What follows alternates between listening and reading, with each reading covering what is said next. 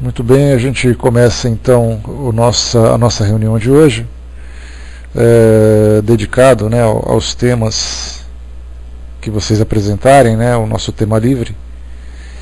E então ficamos aqui à disposição de vocês para as perguntas que vocês quiserem propor para nós aqui na área de texto, né? Lembrando que, se por acaso alguma pergunta ficar com resposta incompleta, a gente faz uma pesquisa posterior e traz a resposta para vocês aqui, porque a gente sempre tem coloca as 10 fáceis primeiro, Miriam, para dar uma aquecida, depois você põe as 10 difíceis, tá? Vamos devagar, que assim eu vou aquecendo a garganta, vou aquecendo os neurônios, porque um tratamento de choque assim é sempre problemático.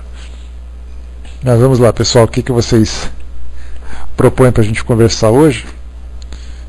Lembrando sempre que esse nosso tema livre, ele sempre tem esse objetivo, né, da gente trazer aquelas questões, aquelas dúvidas que a gente sempre observa de situações de um filme, de uma palestra, de uma leitura, de uma conversa que a gente teve. E aí normalmente a gente não tem a oportunidade de fazer durante os nossos estudos, porque pelo fato da gente ter uma rotina já pré-estabelecida, um roteiro pré-estabelecido, não há espaço para essas perguntas esporádicas, fora do assunto, do contexto que está sendo abordado, né? Então, essa nossa última quinta-feira do mês tem exatamente essa proposta de deixar aqui o nosso espaço para conversarmos, né, sobre as ideias que vocês tiverem dos assuntos relacionados às pesquisas doutrinárias, né? Vamos lá, pessoal.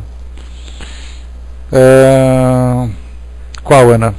André Luiz Ruiz, ele participa, né, do programa Transição, ele é um dos apresentadores do Transição.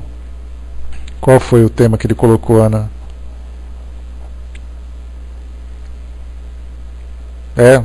O que, por exemplo?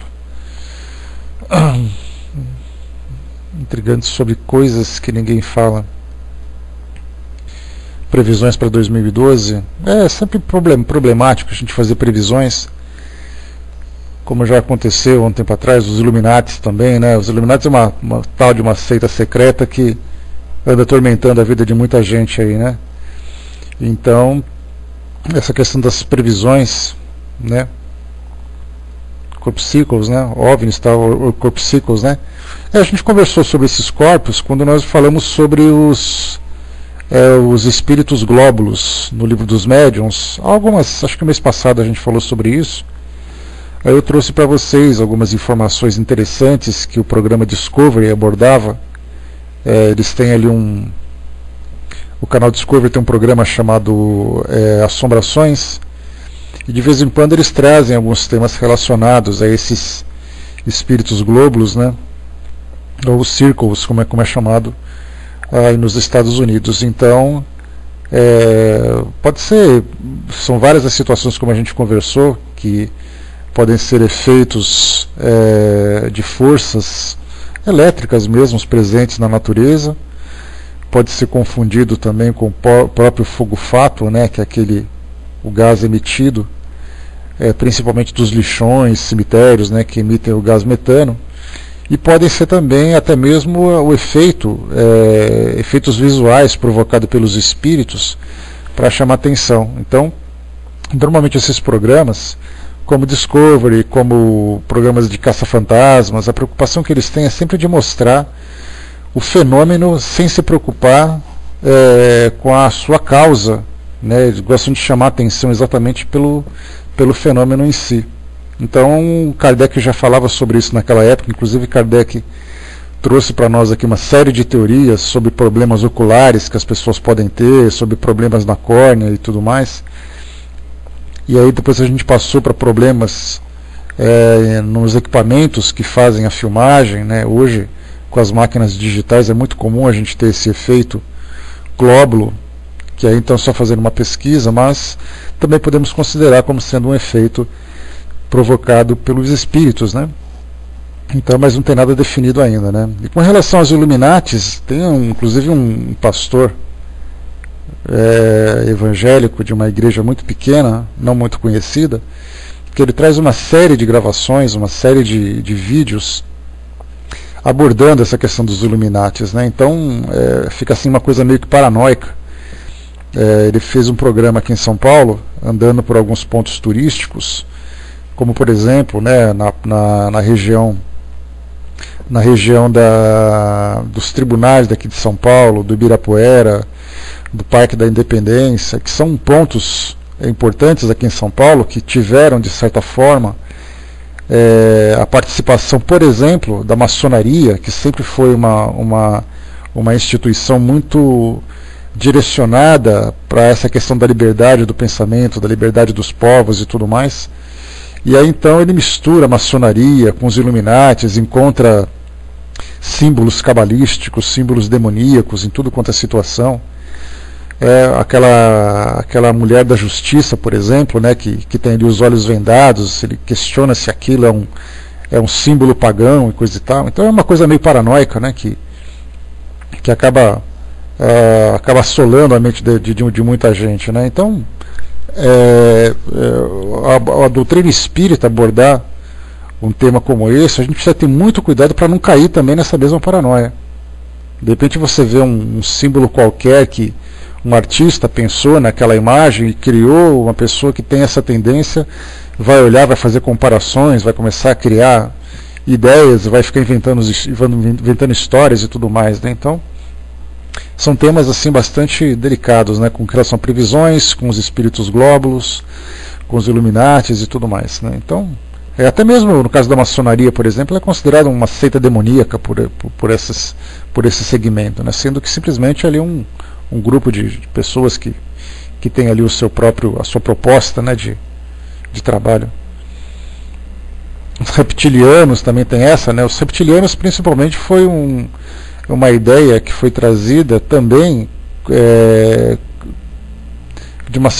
até de uma forma meio fantasiosa, dos espíritos que vieram migrados aqui para o nosso planeta na primeira fase de transição, que vieram de um planeta onde havia essa ideia dos reptilianos, né? Então é uma coisa meio a gente vai ficar especulando, conversando sobre isso sem nenhum fundamento lógico, sem nenhum fundamento filosófico. O Brás colocou lá em cima, né, tem um defeito de questionar a doutrina, e tem uma parte nela que diz que o espírito pode trocar de aparência. Eu não vejo assim, né? O espírito só troca de aparência ao reencarnar, pode se melhorar. Qual o seu ponto de vista, né? Quando a gente fala no espírito, Brás, tudo é possível, né? Porque o espírito tem o seu corpo perispiritual e ele pode manipular o seu corpo perispiritual do modo como lhe é conveniente. O que a gente sabe, através das leituras, das orientações que os espíritos trazem para nós, é que essa mudança de aparência, ela sempre tem um determinado objetivo. Então, normalmente, ou é para causar alguma impressão, ou é por uma questão de proteção, ou é por uma conveniência do espírito para que ele possa se sentir melhor.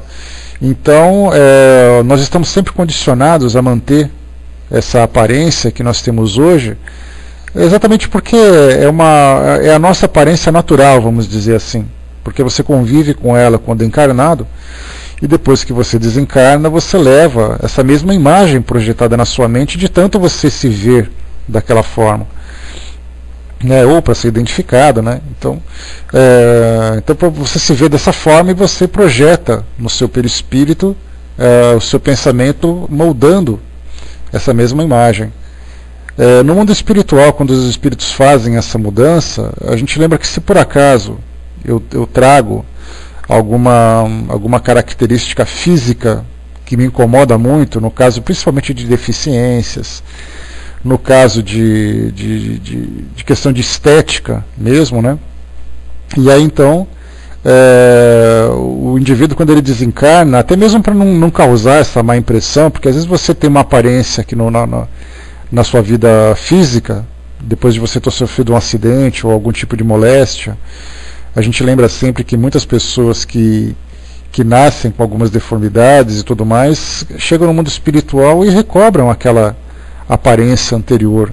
que tinha, né? Então, essas mudanças sempre têm objetivos, né? Os espíritos nos orientam, os espíritos, os nossos mentores, principalmente, eles nos orientam que esse tipo de mudança para satisfação do ego, ela acaba sendo de pouca importância no mundo espiritual, porque o que vale, na verdade, são os valores que você nutre, né? Então, essas mudanças de aparências têm essas propostas. Mas eu não creio que ela seja definitiva, mas se for definitiva, né?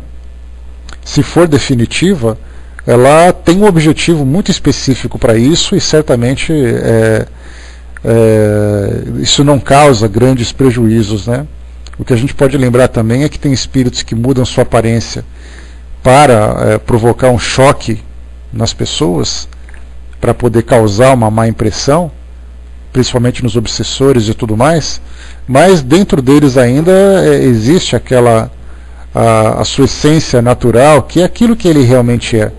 E depois de um tempo de passar por essa mudança de conduta, mudança de dimensão, onde ele existe, onde ele vive, ele retoma aquela aparência inicial. Então é sempre uma transformação temporária, nada definitiva, até porque essa questão da aparência, como eu falei para vocês, ela é secundária no mundo espiritual. Bom dia, pessoal que chegou.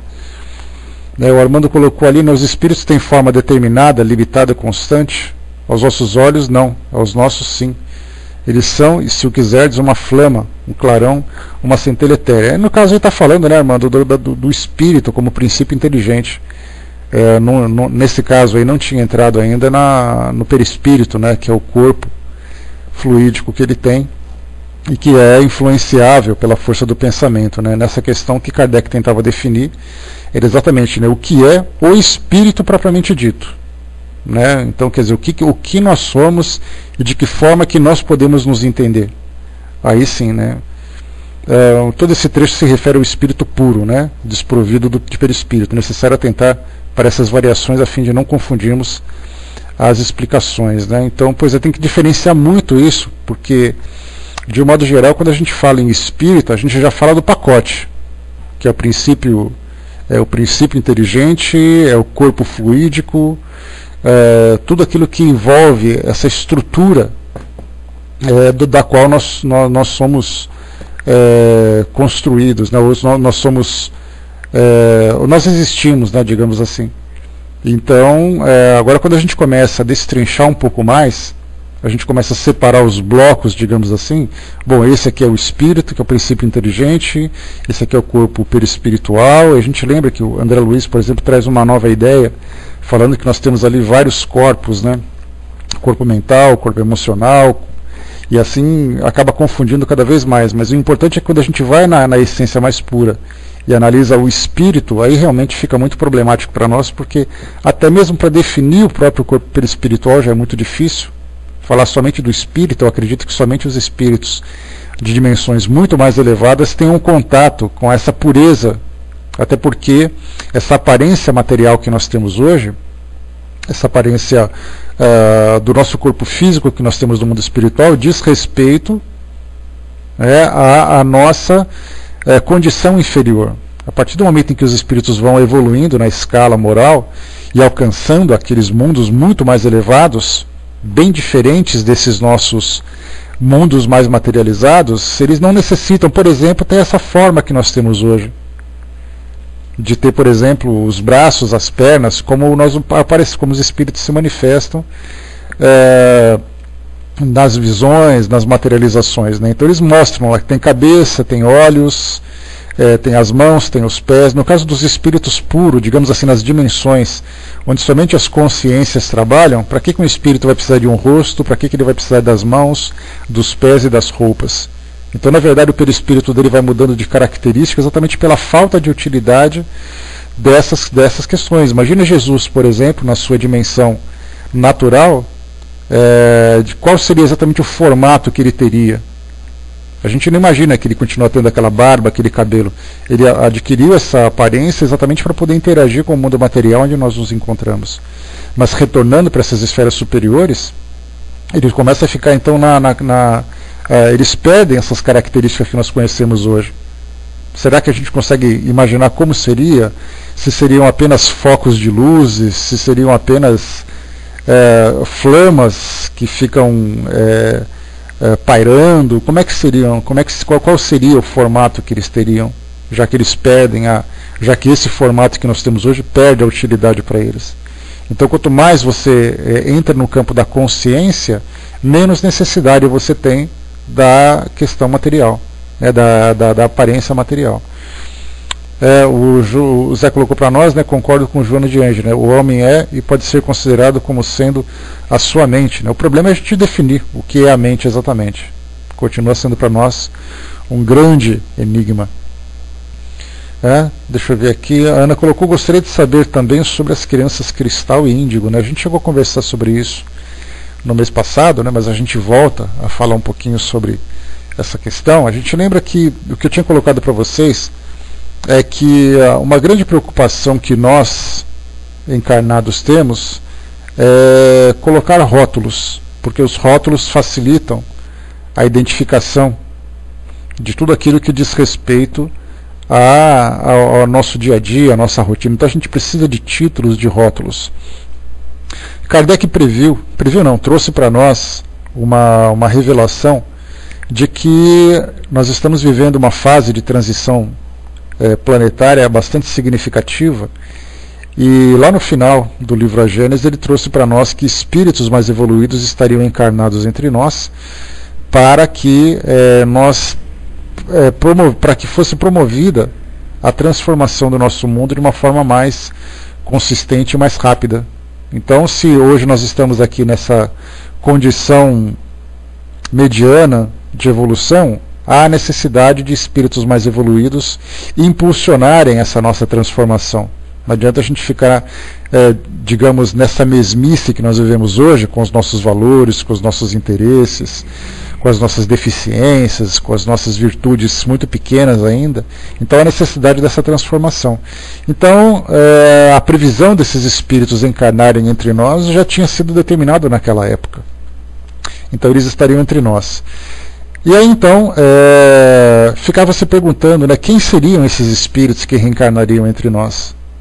Em quais famílias, quais seriam os seus atributos, quais seriam as suas atribuições? E aí então, se fosse da faixa mais material, Nando, né, da faixa mais próxima do planeta, eles também utilizam esses rótulos, né, essa necessidade de nomes, de palavras, mas quanto mais você evolui, você sai da questão das palavras e você já entra no campo das ideias. Então você já começa a definir o indivíduo por aquilo, pela sua constituição completa, e não simplesmente por rótulos, por uniformes, por crachás, como a gente faz aqui, né? Claro que isso é uma dedução da nossa parte. Então esses espíritos reencarnando entre nós, eles viriam nas mais diversas sociedades, nas mais diversas culturas, né? Então, na Inglaterra, se eu não me engano, ou nos Estados Unidos, teve ali uma psicóloga que identificou alguns espíritos que traziam, né, na sua aura ou na irradiação do seu corpo perispiritual uma determinada cor, que é essa cor índigo. E aí, então ele começou a chamar essa psicóloga começou a chamar essa criança então de uma criança especial. E aí então esse tema das crianças índigo, desses espíritos que viriam para cá, acabou também entrando nos estudos da doutrina espírita e acabaram absorvendo esse rótulo. E aí então nós tivemos dois grupos, né, tanto, né, ali Armando colocou, né, Lee Carroll e Jan Tauber, né, publicado pela primeira vez em 99. E aí então, dessas crianças índigo, que eles chamavam de crianças especiais, começaram também a trazer, a determinar quais eram as classes que essas crianças participavam. Havia aquelas crianças da classe intelectual e havia aquelas crianças da classe moral. E aí, então eles determinaram que as crianças da classe intelectual, essas crianças que são consideradas gênios, eram chamadas de crianças índigo, aquela cor mais azulada, enquanto que aquelas crianças de valores morais mais elevados, como por exemplo Gandhi, Madre Teresa, crianças como Chico Xavier e tudo mais, eram consideradas crianças cristal. Então essas crianças índigo, chamadas assim rotuladas para classificar essas crianças intelectualizadas, elas não eram necessariamente crianças muito moralizadas, né? Elas eram apenas crianças inteligentes, que precisavam de um direcionamento. Aí começou também a dizer que as crianças que eram hiperativas também eram crianças índigo. Aí toda criança hiperativa era criança índigo. Em vez de pegar uma criança hiperativa e levar para um tratamento psicológico para poder controlar os impulsos dela, começaram então a colocar rótulo nessas crianças. E não apenas dentro da doutrina espírita, né? Algumas delas, sim, né, Armando, bem muito agitadas, né? Mas não é uma questão de falta de educação, é uma questão de hiperatividade mesmo, de agitação. As crianças precisam, né, gastar energia, só que num ambiente onde as pessoas não estão acostumadas, elas acabam sendo vistas como mal educadas, né? Só que na verdade são apenas agitadas. Mas quando você consegue direcionar, canalizar bem essas energias e direcionar de uma forma produtiva, elas fazem coisas 3 vezes mais rápidas e mais potentes do que uma pessoa normal é capaz de fazer. Então é tudo uma questão de direcionar. Então esse tipo de rótulo ele não fica apenas restrito dentro da doutrina espírita. Eu lembro que um amigo meu que era bastante experiente dentro da Umbanda, na Umbanda também trazia esse rótulo, falava das crianças índigo, ele usava essa mesma expressão, e lá eles diziam que todas as crianças, era uma coisa genérica, todas as crianças hiperativas eram crianças índigo, né? Então isso acabou, por falta de entendimento, acabou sendo uma informação disseminada de uma forma equivocada. Só que a gente fica se perguntando, né, quando a gente rotula uma criança como sendo uma criança índigo, até quando ela continua sendo uma criança índigo? Qual é a fase que ela muda, né? Qual é a fase que ela muda de criança para adolescente? Ela vai virar adolescente índigo, depois um adulto índigo?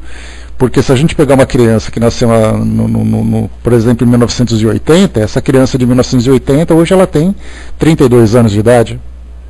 Então, na verdade, nós falamos de espíritos mais adiantados, não vamos nem chamar de especiais, porque dá a impressão de que eles são completamente diferentes de nós. Na verdade, eles são espíritos mais adiantados, que trazem ali alguns atributos para poder contribuir para a evolução do nosso mundo, independente da cor que eles tragam, se eles são azuis, se eles são cristais, se eles são cor-de-rosas, não importa. Pois é, né? Então a gente vê assim sempre que é importante a gente saber que esse processo está acontecendo, que esses espíritos estão reencarnando entre nós. Basta ver, por exemplo, né, a gente pode colocar um espírito como Emmanuel, como Joana de Ângeles, que tem previsão, né? Emmanuel, segundo alguns dizem, já reencarnou, Joana de Ângeles, segundo a própria previsão de Divaldo Franco, já está para reencarnar.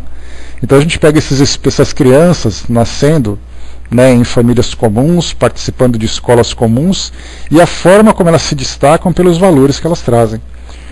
Então é dessa forma que a gente percebe. Então hoje a gente vê uma criança que é campeã mundial de uma Olimpíada de Matemática, um outro que é uma criança que tem uma habilidade musical extremamente avançada. Hoje pega uma outra criança que numa escola se destaca pela capacidade de redação, de elaborar textos, de escrever livros de poemas com 10, 11 anos de idade. Então a gente vê crianças que vão se destacando.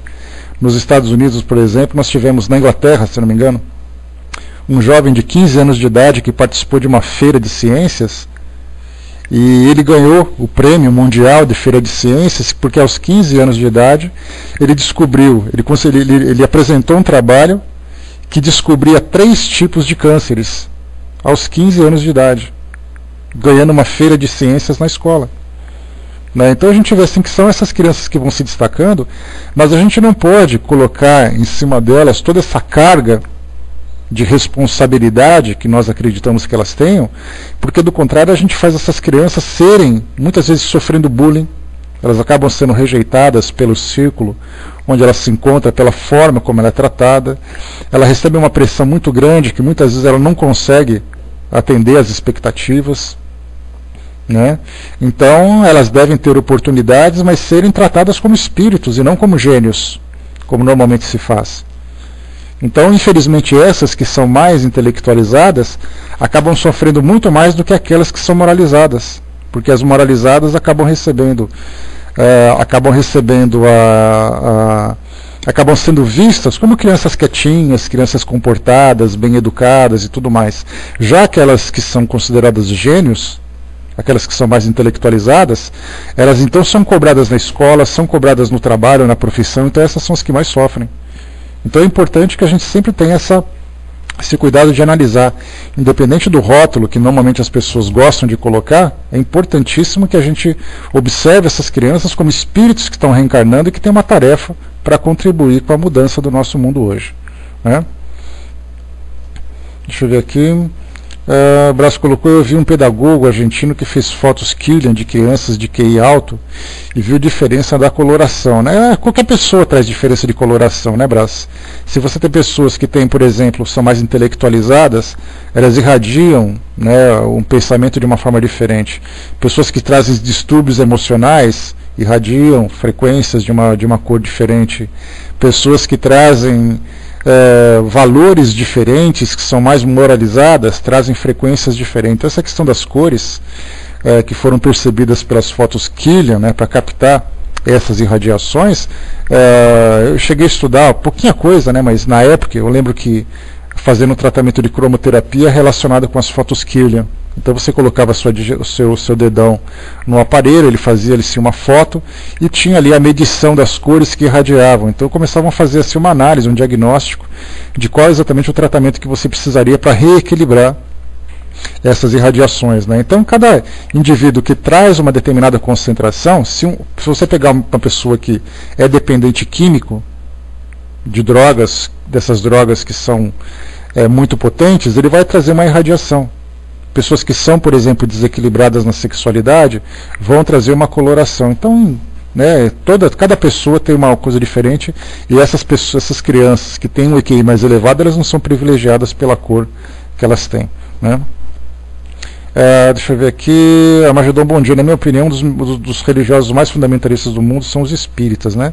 Quando encontram alguém que não pensam como eles, são intolerantes, né? Depende, né? A gente lembra sempre, Armagedon, que a intolerância ela não está na religião, ela está nas pessoas, né? Então, quando você coloca as pessoas em qualquer situação, você tem ateus que são intolerantes, você tem evangélicos que são intolerantes, espíritas, católicos, budistas, muçulmanos. Então, a intolerância, de um modo geral, ela é uma questão do ser humano, dos valores que ele traz. Agora, se uma religião traz como fundamento, como base nos seus princípios, a intolerância, a segregação, então a religião está errada, né? Coisa que a doutrina espírita não faz. E se há espíritas que fazem isso, certamente é uma questão de conduta dele, na verdade, né? Quando uma criatura descobre que é médium, já se acha um X-Men, né? Então, né, tem pessoas que, por exemplo, né, se acham tocadas pelo poder do Espírito Santo e também se acham especiais, se acham que são aquelas que são salvas, né? Então é questão de pessoas de interpretação, não as religiões. Se tem uma religião que faz isso, a religião é errada. Se tem alguém que se comporta dessa forma dentro de uma religião, essa pessoa está errada, tá? Né? Por que Kardec disse aquilo sobre a raça negra? A gente tem que lembrar o seguinte: isso é uma questão de interpretação que normalmente as pessoas falham muito nesse contexto. A gente pode imaginar, por exemplo, por que Moisés era tão preconceituoso com relação a outras raças? Por que Moisés gostava tanto de escravos? Por que os hebreus eram poligâmicos? Porque cada situação, cada época da humanidade, havia determinada cultura que era aceita por esses grupos. Então, a Ana perguntou o que foi que aconteceu. É que tem um estudo de Kardec, principalmente na Revista Espírita, em que ele faz uma classificação do intelecto das pessoas, né? Eu vou te explicar por quê, Armagedon, tá? Isso que eu estou falando para você, não é uma questão de racismo, é uma questão de cultura da época, tá? Então vamos devagar que a gente vai entender o que aconteceu. Tá? Lembrando, se a gente falar, por exemplo, com relação a raças, a gente lembra que a Igreja Católica dizia que os negros não tinham alma, né? Se a gente falar, por exemplo, dos evangélicos, eles diziam que aqueles que não seguiam, né? Na revista você vai encontrar também. Se você pegar, por exemplo, os evangélicos, também tem ali fases em que eles disseminavam outros grupos, porque eles se achavam privilegiados, mas vamos devagar. Então o que acontecia? A gente lembra que no século XIX era a época do colonialismo. E quando se fala em colonialismo, a gente lembra que os países europeus estavam fatiando a África naquela época, cada um querendo pegar ali o seu espaço, porque era uma cultura econômica expansionista. Então eles encontraram a África, viram a África como sendo uma terra de ninguém, e que todos os países foram lá para pegar um pedaço. A Inglaterra colonizou, por exemplo, a África do Sul, pegamos a Alemanha, pegamos a Bélgica, pegamos a França, pegamos a Itália e tudo mais. A Alemanha foi a que menos conseguiu alguma coisa, inclusive essa foi uma das causas da Primeira Guerra Mundial. Né? Então, quando os europeus tiveram contato com a África, eles encontraram, por exemplo, uma cultura extremamente primitiva, comparada com aquilo que a Europa já trazia de Revolução Francesa, de Iluminismo e tudo mais. Então, fazendo uma comparação, os europeus já se colocavam intelectualmente superiores a qualquer raça do mundo, e de fato o eram. Se nós pegarmos hoje a história da evolução, tanto das revoluções econômicas, das revoluções culturais, das revoluções intelectuais, a Europa, naquele caso, era o centro do planeta, tanto que tudo quanto é lugar as pessoas iam para a Europa para poder estudar. E aí então era natural que eles faziam essa separação, dizendo que aquele grupo era inferior, enquanto que nós somos os superiores. E de fato o eram, não é como negar. Então ele fazia aquela classificação, que a raça negra naquele caso,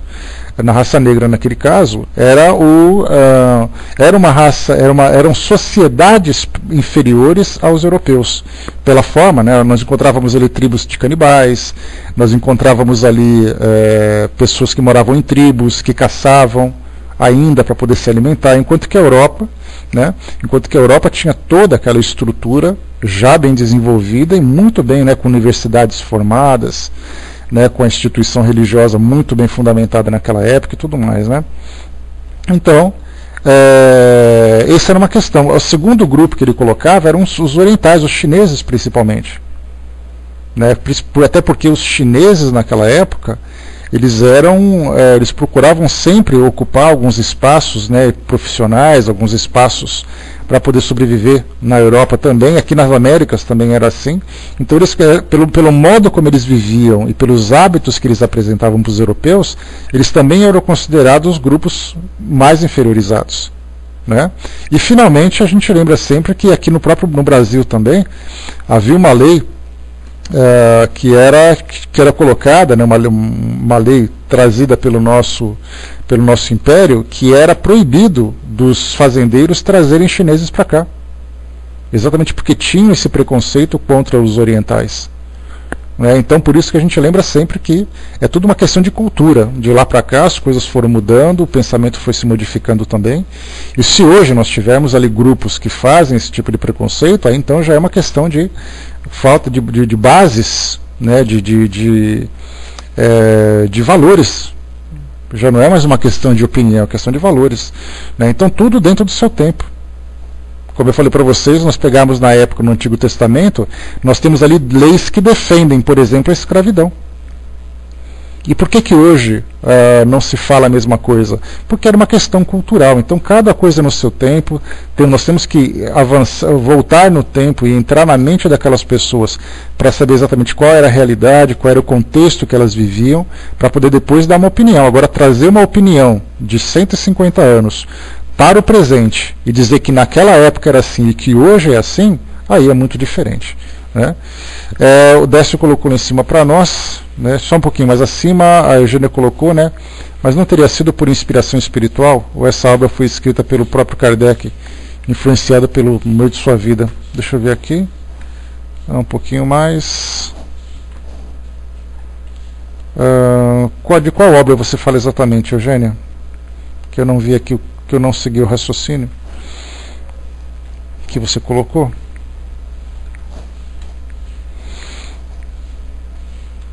De qual obra você está falando? Do Obras Póstumas você colocou, Eugênia? Me informa, por gentileza.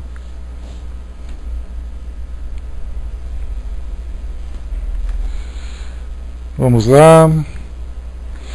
Bom, enquanto isso, deixa eu pegar aqui rapidamente o que vocês colocaram. Sim, tranquilo. Tá, do Obras Póstumas. Como o próprio nome coloca para nós, o Obras Póstumas ele é um livro que, como o próprio nome diz, ele foi publicado depois do desencarne de Allan Kardec, né? Então, se você publica um material e esse material é publicado após o seu desencarne, ele é considerado póstumo. Então esse livro, na verdade, ele é formado por uma coletânea de trabalhos de Kardec, que havia sido guardado, mas que ele não achou importante fazer essas publicações, exatamente porque grande parte daquilo que consta no Obras Póstumas eram temas. E pessoal, por favor, aqui para o nosso trabalho, do contrário a gente acaba perdendo um pouco do objetivo do nosso encontro de hoje. A nossa ideia é sempre trazer aqui um debate produtivo e não um debate polêmico, né? Vamos lá então para o nosso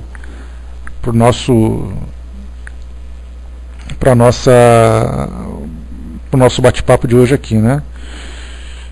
Deixa eu ver aqui, a comparação que você fez com o Antigo Testamento faz sentido, sim. Sim, né? O que eu falei do Antigo Testamento é porque quando você pega, por exemplo, o Antigo Testamento, ele tem o objetivo de contar a história do povo hebreu, né? Então, se você pegar lá no Deuteronômio, você tem, por exemplo, rituais de sacrifício, né? Rituais de sacrifício que era uma forma do homem entrar em contato com Deus.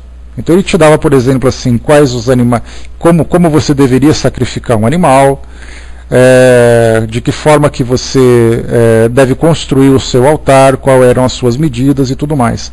Hoje, por exemplo, se você vê uma religião de tradição africana, como o Candomblé ou a Umbanda, fazendo sacrifícios animais em benefício dos seus deuses, de suas entidades, hoje eles sofrem preconceitos. Mas se você pegar no Novo Testamento, no Antigo Testamento, você tem ali uma descrição na Bíblia de como você faz isso, né? Então, a gente tem sempre que fazer essa análise que naquela época era uma forma, o tempo foi passando, o pensamento foi evoluindo, a cultura foi melhorando e o homem foi encontrando novas formas de se conectar com Deus, né? Por isso que é sempre importante a gente observar que cada época tem ali o seu tipo de comportamento. Paulo de Tarso, por exemplo, fala que a mulher deve ser submissa ao homem, né? Então, porque naquela época, por ter uma sociedade patriarcal, o homem era o responsável por isso, né? Era responsável pelo controle, era o responsável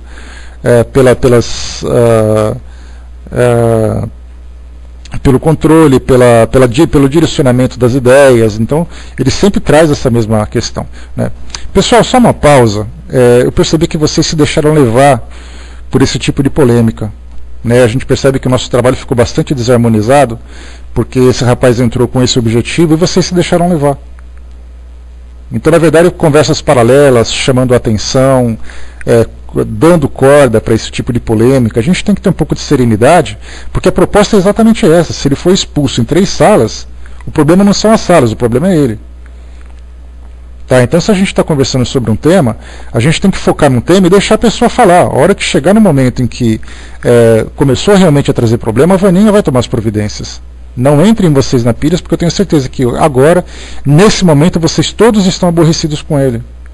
Sendo que vocês deveriam estar aqui por um propósito mais interessante, um propósito mais bacana, né? Então vocês precisam criar um pouquinho mais de resistência a esse tipo de provocação, porque se vocês se deixarem levar, do que adianta então? Percebemos claramente que o objetivo foi realmente fazer com que isso acontecesse, né? Então, assim, um pouco mais de serenidade ali para não perdermos, né? Quase, né, Beth? Não chegou a tanto, né? Mas certamente ali muita gente agora está tomando água com açúcar porque, né? Pois é. O soldado que é o soldado, né, soldado? Já tá cascudo já com essas situações, né? Então vamos em frente, pessoal. Vamos deixar para lá, não esquentem a cabeça, né? Não se preocupem mais com esse tipo de comportamento, mas da próxima vez que acontecer, não comentem, não falem como ele deve agir, porque a gente sabe como controlar isso. Né? Irrita, você não sabe, Eugênia, já chegava tempo daqui que eu tinha vontade de jogar o computador no chão. Né? Mas sempre com tranquilidade, né? Tranquilo, né? Não manda calar a boca, não manda sair, não manda embora, não é o papel de vocês fazerem isso. Porque do contrário a gente vai ficar aqui jogando nosso estudo fora, enquanto vocês se aborrecem por uma coisa que não vai acontecer. Né? Não tem problema, Sandra, não tem problema. Deixa que ele não escute, o importante é que vocês escutem. Ele não veio para estudar, ele veio para questionar, para polemizar. Então é importante sempre ficar tranquilo e sem nenhum problema. A Vaninha é rápida, ela sabe exatamente na medida certa que tem que fazer as coisas. Já pensou, Armando? Pois é, até com palestra gravada vem, né? E vem com esse propósito mesmo, né? Então eu respondi uma pergunta, respondi 2 perguntas, já acabou de responder, já está satisfeita? Vamos para as próximas perguntas. A gente não pode deixar uma pessoa dessa monopolizar o nosso trabalho.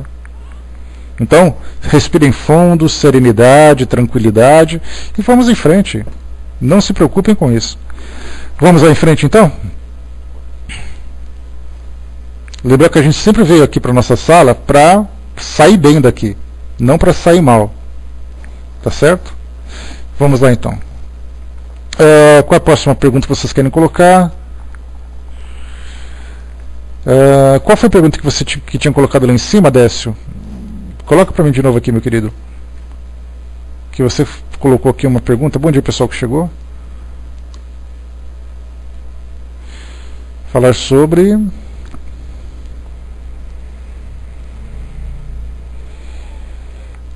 Então, enquanto isso, lembrem sempre, a dica para vocês, não dirijam a palavra para alguém que causa polêmica. Deixa para que isso a Vaninha faça, deixa para quem estiver usando arroba faça. A preocupação de vocês deve ser com o estudo, não com as pessoas que estão frequentando a sala. Tá? Do contrário, vocês acabam perdendo o estudo, acabam se aborrecendo e vocês não vão poder fazer nada, porque vocês não têm autoridade para fazer nada na sala, porque vocês não têm arroba. Ninguém vai conseguir expulsar o rapaz, ninguém vai conseguir fazer ele ficar quieto, só vão ficar batendo boca na área de texto. Simplesmente relaxem, prestem atenção no estudo e deixa passar. A hora que chegar o momento a gente silencia. Espírito, corpo mental, corpo espiritual, duplo etérito e aura, né? Essa é uma estrutura, Décio, que a doutrina espírita, dentro da fundamentação de Kardec, ela não existe. Tá? Essa questão do corpo mental, do corpo espiritual. A gente, dentro da proposta de Kardec, ela vem ali com os 3 elementos essenciais de nós que estamos encarnados, ou 2 para aqueles que estão desencarnados, que é apenas o espírito e o perispírito. André Luiz trouxe uma proposta para nós de alguns corpos, mas principalmente baseado nas ideias espiritualistas, que trazem ali vários corpos, são 7 corpos diferentes, cada corpo com uma função diferente, né? Então, para a gente não entrar nessa parte, até porque eu não tive preocupação ainda em estudar essa estrutura proposta por André Luiz e por essas doutrinas espiritualistas, né? A gente fica no perispírito, que ele por si mesmo já é bastante complexo, né? E se estudarmos cada detalhe dessa parte, você fala, por exemplo, assim, o corpo mental. O que é exatamente o corpo mental? Se a gente pensar assim, o corpo mental é aquele corpo que pensa. Não, o corpo não pensa, quem pensa é o indivíduo. Mas e o corpo emocional? O corpo emocional não sente, quem sente é o indivíduo. Então, na verdade, a gente pode ter manifestações em algumas dimensões do perispírito, em algumas estruturas do perispírito, mas não necessariamente afirmar que o perispírito faz isso. Nós temos um caso, por exemplo, de falarmos, dentro da doutrina se fala disso, de dizer que a memória do indivíduo fica registrada no seu próprio perispírito. Mas aí a gente pensa assim, como nós já estudamos, se por acaso um espírito sai do nosso planeta e evolui para um planeta diferente, pessoal, vamos para o nosso estudo. Agora eu vou começar a puxar a orelha. Já foi embora, já faz 5 minutos que o problema já acabou, vocês continuam conversando sobre isso. Vaninha, pega na orelha do pessoal e fica em pé no meio da sala. Pronto? Acabou? Vamos lá. Então tem uma proposta que traz exatamente isso, né? Que o o perispírito armazena a memória. E aí então nós dizemos assim, que se por acaso no espírito evoluir, sair do mundo que nós vivemos hoje e evoluir para um mundo diferente, para um planeta diferente, nós temos já doutrinariamente que ele vai absorver os fluidos daquele ambiente para constituir o seu perispírito. Então, se ele adquire uma nova vestimenta fluídica, como é que fica a memória dele? Já que estava armazenada no seu perispírito anterior. Então a gente lembra que esses corpos, que esse corpo fluídico, com essas diversas camadas que são propostas, cada uma com uma função diferente, acaba tirando a importância do próprio ser. Porque na verdade não é o ser que tem valor, mas é o tipo de roupa que ele veste. Por isso então é importante que a gente focar apenas naquilo que a doutrina traz para nós, e aquilo que a doutrina pode passar, e nessas informações que ela fica apenas a título de estudo, mas não que ela fica como a título de doutrina. Tá, então assim, muito pouco eu tenho para falar sobre essa questão, exatamente porque eu prefiro focar exatamente nisso, né, no perispírito, que é o fundamental. O espírito, e inclusive é um próprio equívoco que a gente acaba cometendo, de dizer assim, por exemplo, né, que eu já chamei a atenção de vocês, porque o meu espírito fez tal coisa, né, porque o espírito de fulano fez tal coisa. Não é o espírito dele que fez, foi ele que fez. Não é meu espírito que está angustiado, sou eu que estou angustiado. Exatamente porque nós somos o próprio espírito. Então não fazer essa diferenciação. E o corpo perispiritual que nos envolve, ele tem uma estrutura complexa, sem dúvida nenhuma, que Kardec na época não destrinchou, ele não descascou, digamos assim, esse corpo perispiritual para saber exatamente a sua estrutura, mas ele falou sobre aquilo que a mente pode fazer através dele, ou sobre ele. Né? E a partir dali então a gente tem ali algumas reações de transformação, de irradiação e tudo mais. Agora sim, doutrinariamente é muito difícil a gente falar sobre isso. Né? Esse duplo etérico é exatamente o corpo perispiritual, que é uma expressão utilizada pelas doutrinas esotéricas que falam sobre isso. Por que é o duplo etérico? Quer dizer, é a cópia. Etérico a gente lembra que é aquilo que é fluídico, aquilo que se encontra no mundo invisível. O duplo quer dizer cópia. Então é exatamente a cópia. Nós falamos sobre isso ontem, que Kardec trouxe essa proposta falando do livro dos médiuns, falando sobre os objetos que os espíritos são capazes de criar. Então ele falava da tabaqueira. Aí falou assim, então quer dizer que essa tabaqueira é o duplo etérico da tabaqueira original. Então, quando fala em corpo fluídico, a ideia dela é exatamente isso. O corpo fluídico é a cópia do corpo material. Só que é exatamente o contrário, né? O corpo material ele se forma exatamente pela influência desse corpo fluídico. Então, é uma cópia? Sim, é uma cópia imperfeita. O corpo físico, na verdade, é uma cópia imperfeita do corpo fluídico. Então, é assim que a gente tem que pensar. Né? Deixa eu ver aqui. Marcelo, tudo certo aí, Décio? Tá, então assim, muito pouco tem para a gente se falar sobre isso, porque somente quem fala sobre isso, das informações que eu tive, foi André Luiz. Então a gente tem um único espírito trazendo essa proposta desses vários corpos espirituais, sendo que a gente não tem confirmação de outros espíritos trazendo essas novas ideias. Tá, então assim, para a gente ficar preso num tema muito específico, se você pegar, por exemplo, na yoga, se você pegar outras doutrinas do Oriente, eles vão falar sobre esses corpos. Aí a gente sai daquilo que a doutrina propõe. E assim como há essa diferença nessa definição de vários corpos fluídicos, vários corpos espirituais, corpo mental, corpo emocional, corpo da memória, corpo disso, corpo daquilo, a gente vai ficar ali meio desorientado nesse sentido. Marcelo colocou para nós, pessoal, quem colocou alguma pergunta lá em cima e eu perdi, por favor. Alguém já ouviu falar que a memória é presa no perispírito e deve ser eliminado com a evolução? Sim, foi o que eu comentei agora há pouco, Marcelo. Tá? Então, assim, essa ideia de que a memória fica no corpo perispiritual, ela foge exatamente daquilo que está na codificação. Porque se eu trocar de corpo fluídico, de perispírito, a minha memória fica para trás, então eu sofro de amnésia. Então, na verdade, assim, sou eu que penso. Eu não preciso armazenar em nada, eu penso, eu passei pelas experiências, eu tenho recordação daquilo que eu já vivi, eu tenho sentimentos daquilo que eu já vivi, então eu, como espírito, armazeno tudo isso. Não é o meu perispírito que guarda. Eu não preciso de uma mochila para armazenar as minhas emoções e armazenar as minhas ideias. Tá? Então isso doutrinariamente lembra sempre que acaba sendo incompatível com aquilo que foi trazido. Né? Deixa eu ver aqui. Que vocês colocaram também. Tá ali.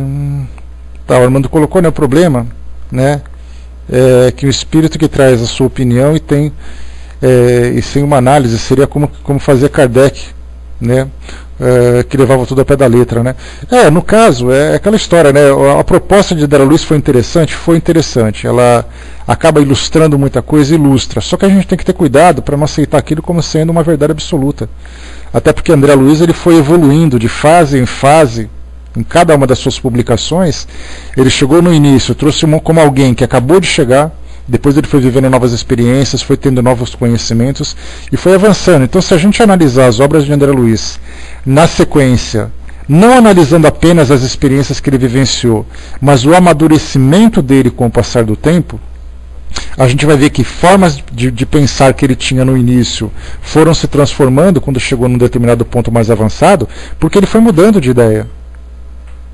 Então, tudo aquilo que é trazido por ele, a gente deve ter uma confirmação também de outras bases. Essa foi uma proposta que Kardec trouxe exatamente para a gente não criar uma imagem equivocada em cima de determinadas verdades.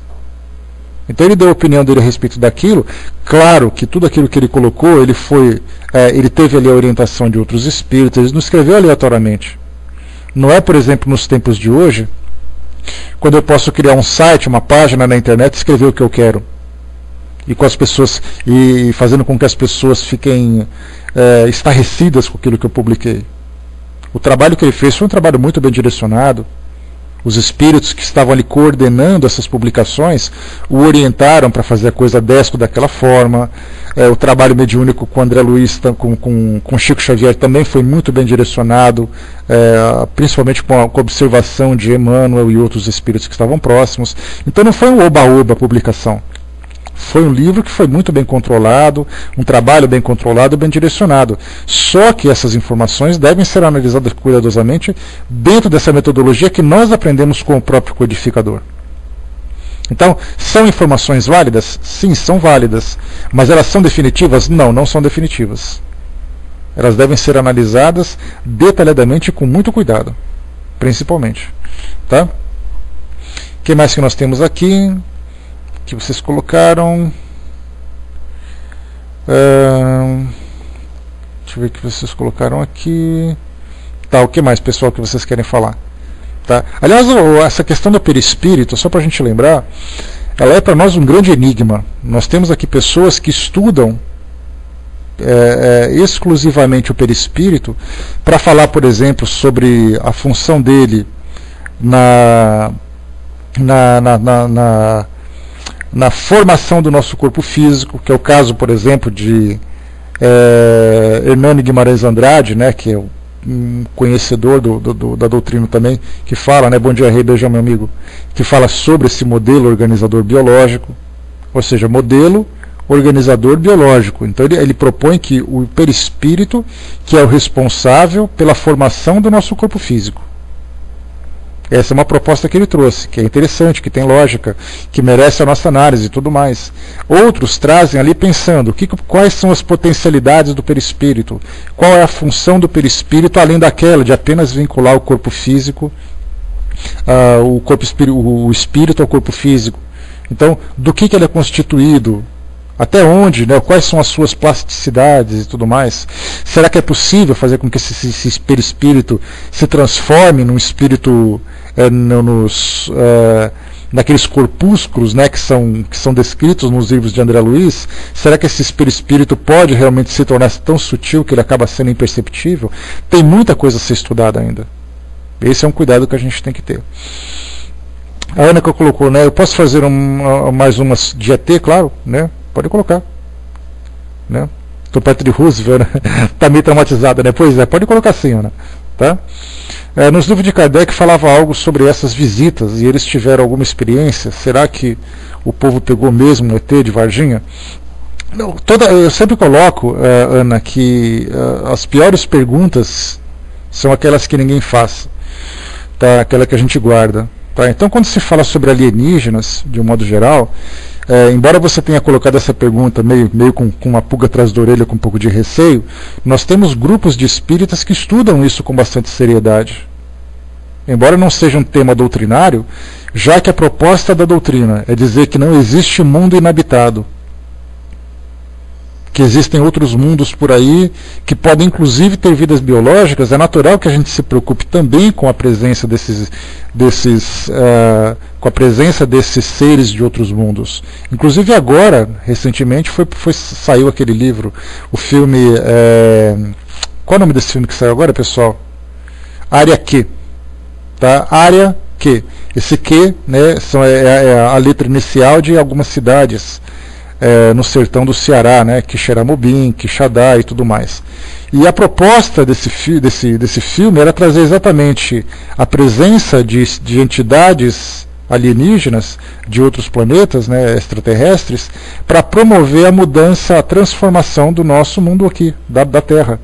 Fala sobre reencarnação, fala sobre a presença de outros seres e tudo mais. Então a gente vê que esse tema ele também desperta interesse dentro do nosso grupo, dos espíritas. Então é natural que seja estudado. Quando se fala sobre aqueles círculos das fazendas, principalmente da Europa, aquelas marcas em algumas construções antigas e tudo mais.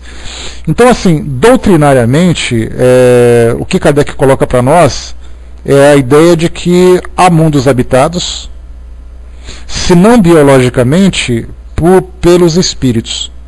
Então fala, por exemplo, que Marte, fala sobre Júpiter, inclusive lendo a Revista Espírita, como a gente já conversou, ele trouxe para nós ali um relato dos espíritos sobre a vida no planeta Júpiter, que é um planeta muito mais evoluído que o nosso, segundo a descrição desses espíritos, mas Kardec tem uma preocupação muito grande dizendo assim, olha, eu estou contando para vocês o que me contaram, mas que não leve isso como sendo uma afirmação doutrinária.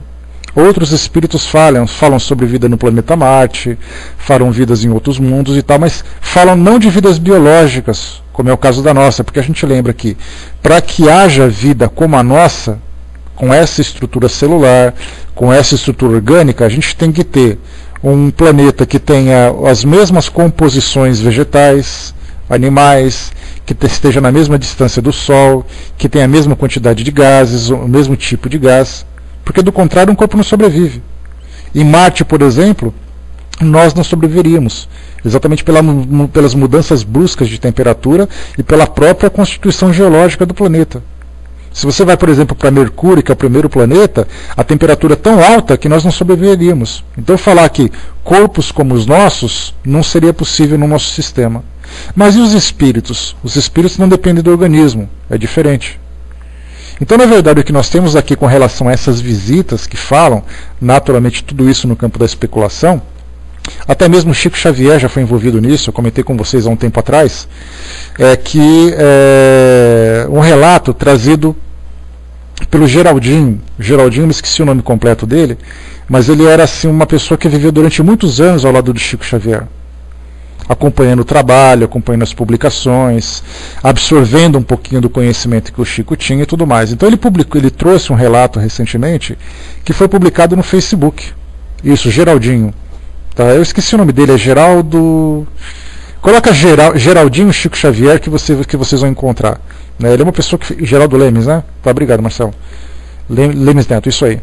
Então o que aconteceu? Foi publicado um texto dizendo que Chico Xavier fazia uma viagem para visitar um grupo de amigos em determinado lugar, Lemos, né? Tá isso.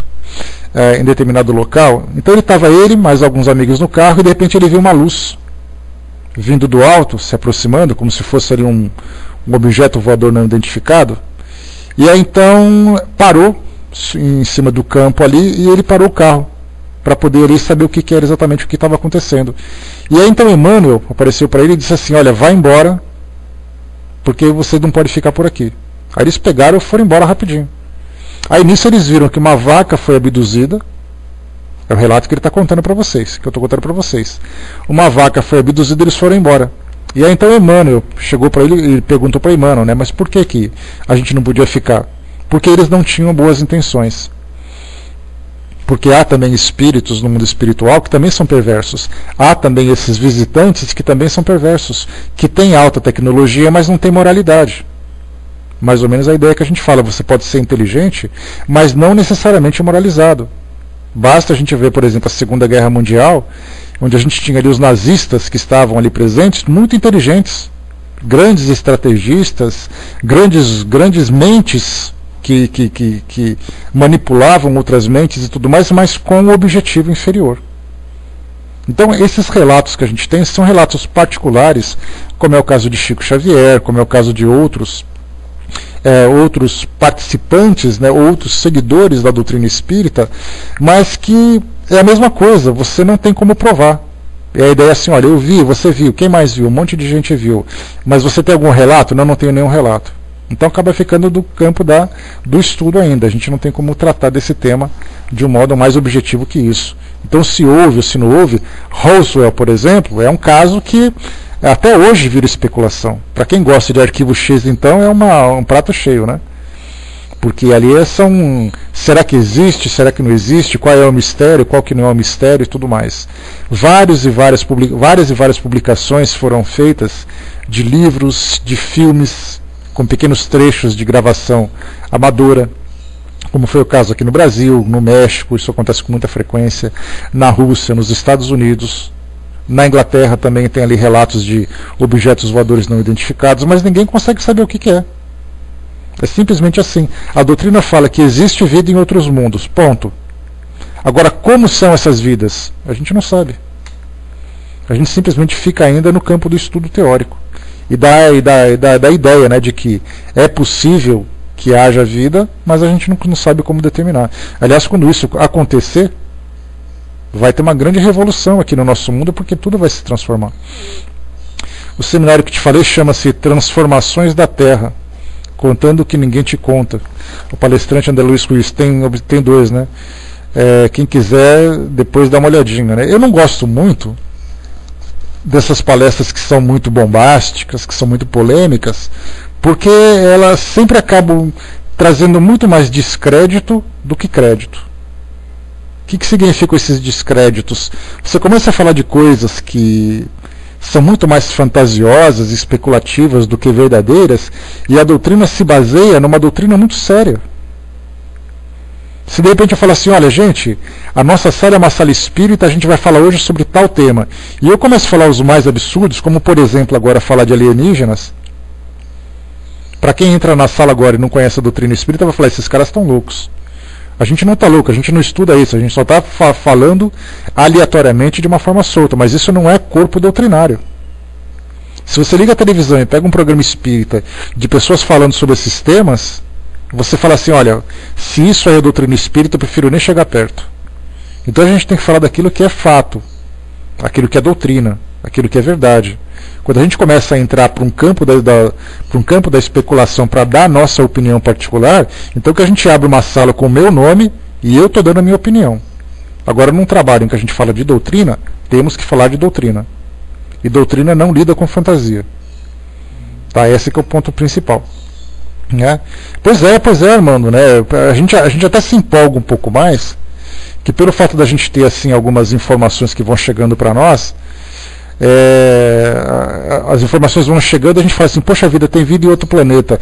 Então só pelo fato de eu saber que pode haver vida em outro planeta, que os espíritos falam, né, que não existe lugar inútil no universo, só o fato de eu pensar na possibilidade de que há vidas em outros mundos, eu já começo a falar como se eu fosse o maior conhecedor de vida alienígena do universo.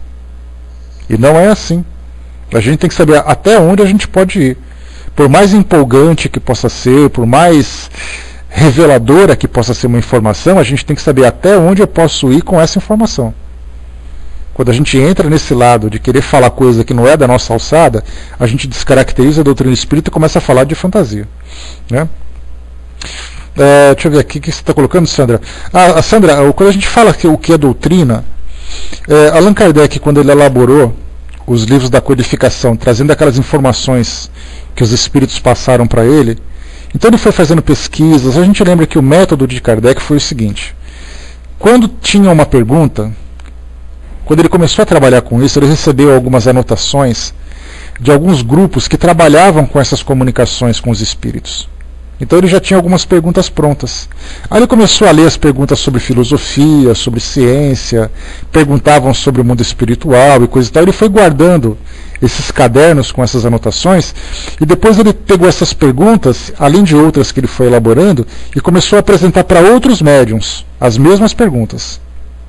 E os espíritos foram dando respostas. E ele começou a pegar as respostas que eram semelhantes e falou assim: olha, esse espírito falou a mesma coisa, esse espírito falou a mesma coisa. Seria mais ou menos assim: você mora na Itália, a Ju mora na Itália, a Euninha mora na Itália. Por enquanto vocês três. Eu faço uma pergunta para vocês, né? Como é que é o clima da Itália? Aí você me fala como é o clima, a Ju me fala como é o clima, e a Aninha me fala como é o clima. Vocês três falam a mesma coisa. Então eu começo a pensar assim: olha, eu perguntei para 3 amigas minhas da Itália, e as 3 disseram que o clima é assim. Então eu vou deduzir que o que vocês falaram é verdade. Porque a gente parte do princípio de que vocês não se conhecem, mas as 3 falaram a mesma coisa. Então significa que existe ali um consenso na ideia de vocês. Então Kardec foi submetendo várias perguntas a vários grupos diferentes, grupos mediúnicos, e as respostas começaram a vir de uma forma semelhante, muitas vezes até idênticas. Então ele começou a pegar essas respostas que vinham com essas afirmações e começou a fazer com que isso se tornasse o quê? Uma doutrina. Esses eram os ensinamentos verdadeiros dos espíritos. E aí então ele publicou isso nos livros da codificação, que a gente chama da codificação, que é o livro dos Espíritos, o Evangelho, o livro dos Médiuns, a Gênese, o Céu e o Inferno. Então ele começou a trabalhar essas informações de um modo concreto. E isso para nós é doutrina. Esses são os ensinamentos verdadeiros. Tudo aquilo que é falado fora, se eu falar para você assim, um disco voador pousou na minha frente e disse que a doutrina espírita vai ser conhecida porque eles vão aparecer. Aí eu começo a falar assim: bom, na codificação não fala a princípio sobre essa questão. Então eu tenho que guardar isso que esse alienígena falou para mim. Eu não posso dizer que ele fale em nome da doutrina espírita. Já pensou o alienígena chegar e falar assim: olha, eu sou um espírita e vim falar com vocês. Aí eu corro para vocês e falo: gente, um alienígena veio aqui dizendo que é espírita também. Então, quer dizer, em termos de doutrina, de corpo doutrinário, essas informações são paralelas.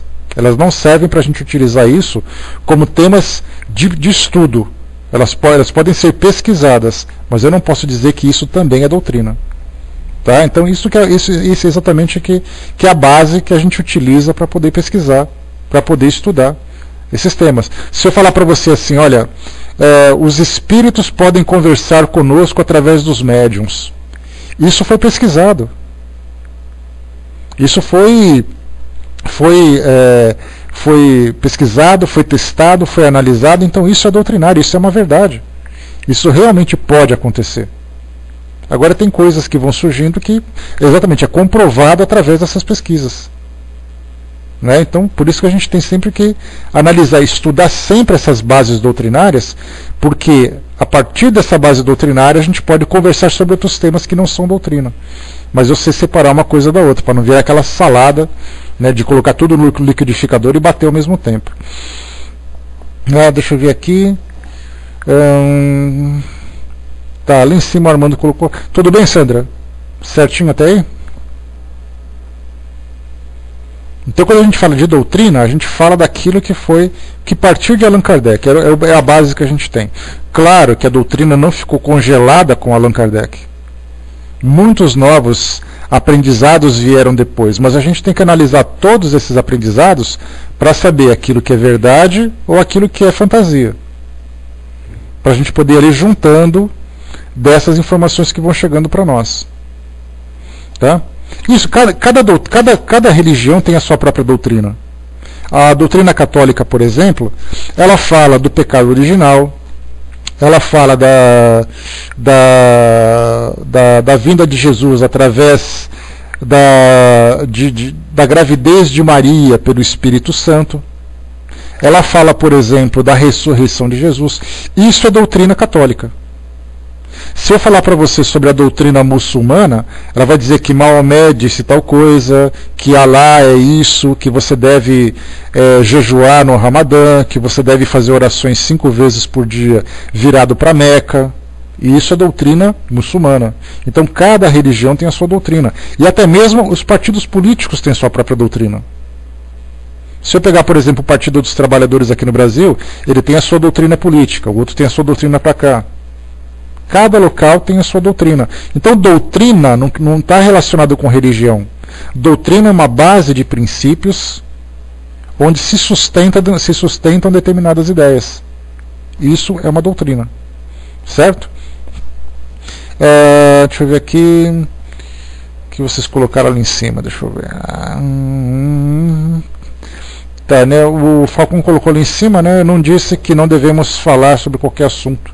Precisamos nos concentrar em falar do que tem base doutrinária, né? Na sala, né? Porque pode-se ficar em devaneio sem base, né? Como se agora falássemos de ET e nos deixássemos de falar das coisas que não entendemos, né? É o cuidado que a gente tem que ter nesses estudos que a gente tem de tema livre, falar daquilo que a gente sabe do que está falando e falar daquilo que a gente não conhece.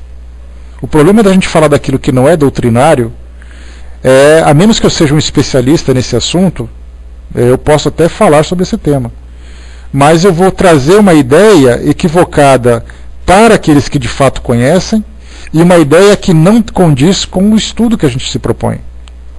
Para que serve a doutrina espírita? Ela traz para nós informações que objetivam trazer para nós uma ideia da nossa origem, do nosso destino e da nossa vivência hoje no que diz respeito à nossa transformação moral. Esse é o ponto principal. Tudo aquilo que a gente fala fora desse objetivo acaba sendo uma especulação.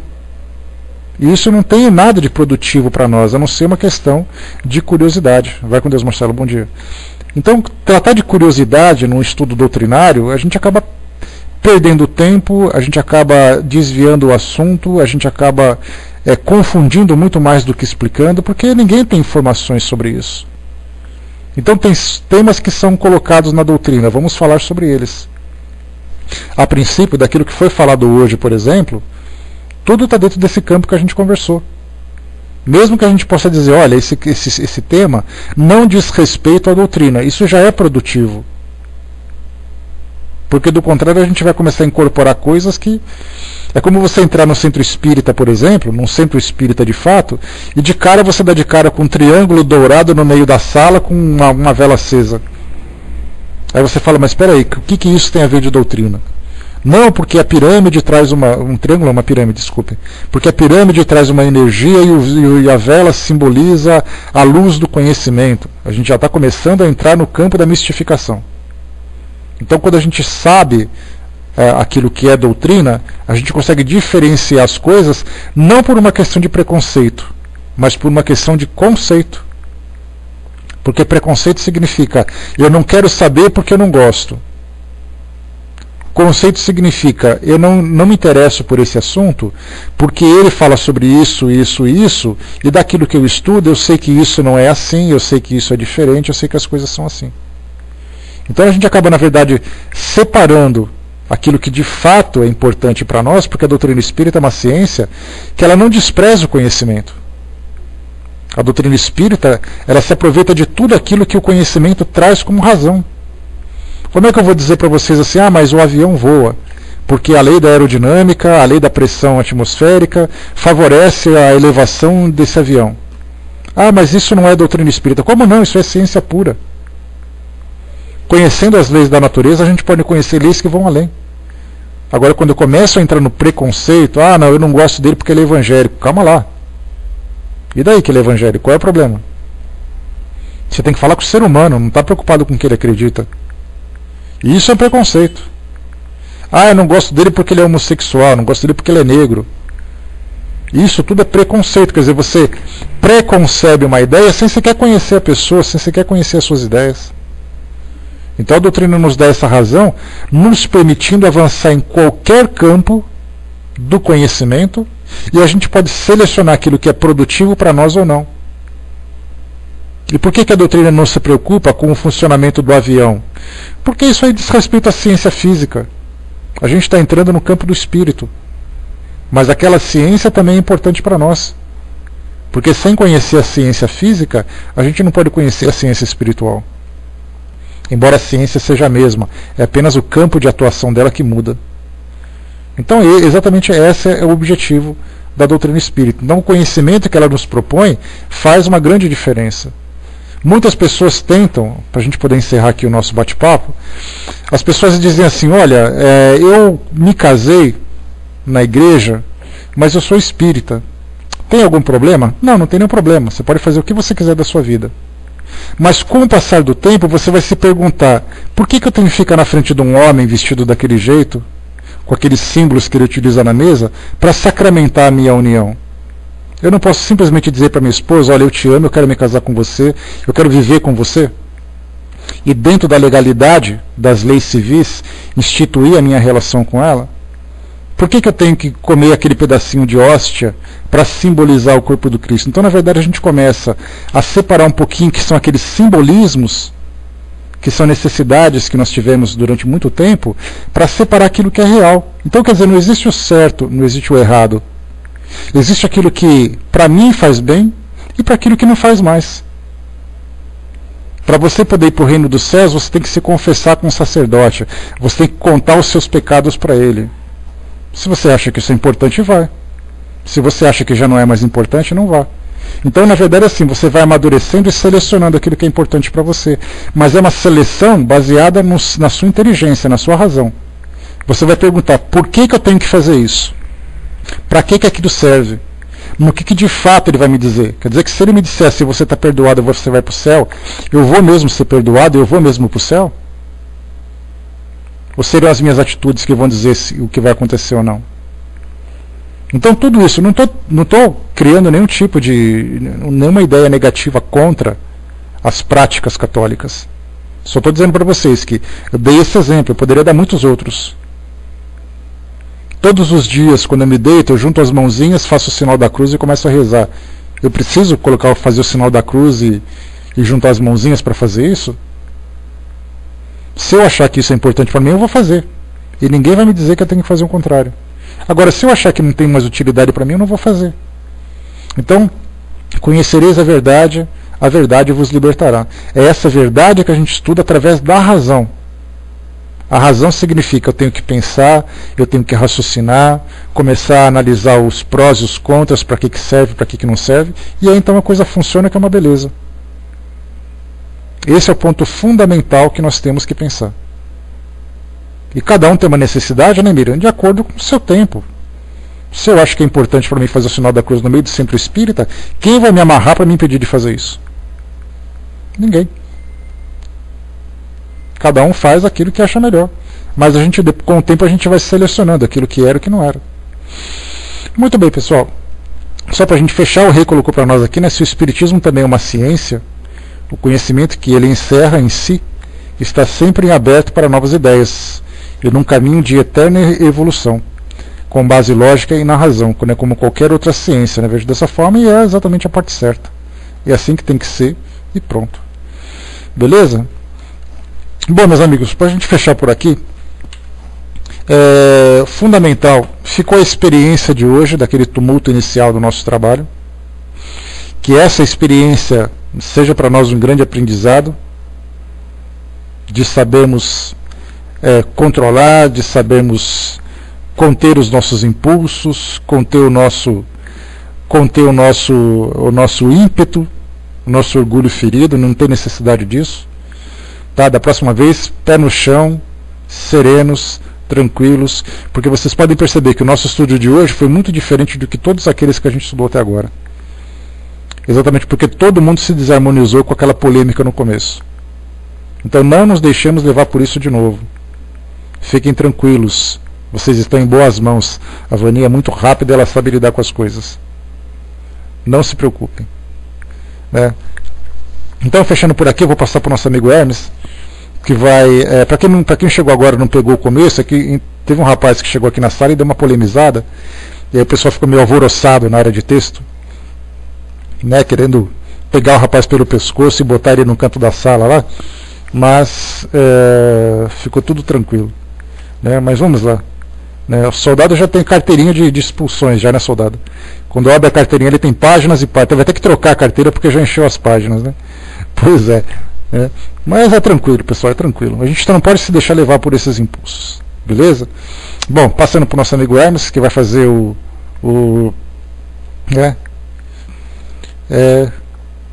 mas é tranquilo, Falcão. O problema é assim, quando você, uma frase que ele colocou assim: eu já fui expulso de 3 salas espíritas. Então a gente lembra, como eu coloquei para vocês há pouco, o problema então não são as salas, é a forma como está se debatendo. A forma como ele se expressa aqui na sala não é uma proposta de debate, é uma proposta de agressão. Mesmo que ele não utilize palavrões e tudo mais, você acaba agredindo, constrangendo as pessoas com as suas ideias. Então, na verdade, você tem que propor uma ideia e esperar aquilo que o outro tem para ouvir, né? Então, o problema é a forma como as coisas são colocadas. Esse que é o problema, né, de você chegar assim já e já chamar atenção, já querer juntar todo mundo e coisa e tal, né?